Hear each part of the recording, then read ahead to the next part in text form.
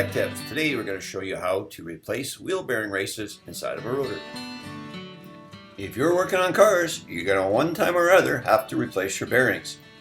Sometimes you see bearings that are getting a little too hot, they'll discolor, you see browning or bluing. Pitting on the bearings is often a common issue. Spalling, where the surface of the bearing actually flakes off, Brinelling, or just common wear issues on the bearing.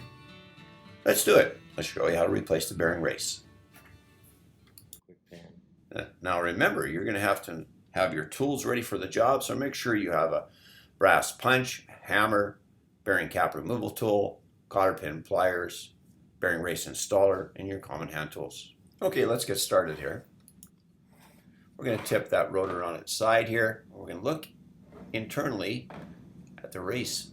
Now the race itself is going to be wider as it goes towards the outside and it gets narrower inside. So what we're going to do is take advantage of that. First we're going to wipe this. We're going to take a brass punch and bring it in from the back side, and we're going to hook that inner part of the bearing race. It's got a shoulder in there that we can grab. Okay, I'm going to grab this brass punch. You can see how it will hook. I'll lay the rotor flat down. I will apply pressure over to one side with the punch so it doesn't slip off the raceway. I'll continue to tap and walk around until the bearing pops out. Good smart wraps on the punch. And it's done. It's out. There's some brass chips left behind, so I'm going to take a blow gun and blow those out, because that will impact how the race will go back in. Watch your eyes. Always good to cover up around the blowgun with your hand.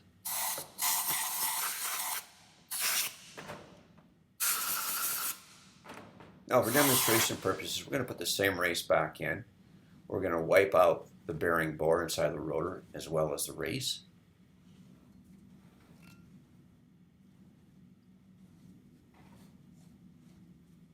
Really important to note that when a race goes in, it must fit tight. There's a friction fit that goes on. And if a bearing was used with one bearing race, it shouldn't be mixed up with another. They develop wear patterns, so you want to put them back mating together as they were, or you replace all new bearing races with new bearings themselves. Now we have a tool here that's meant to fit that bearing race really well. It's got a shoulder. And we're also going to orient the bearing so the taper faces outward. You can see the bearing installer fitting nicely on the race. And we're going to tap it until it sets its bottom. The pitch will change when it strikes bottom. And that's it. So don't forget, you have two bearing races. You will repeat the same with the small outer bearing as you did the inner bearing. Make sure you have clearance when you tip it over and allow the bearing to escape out the bottom. And that's it. Thank you so much for tuning in.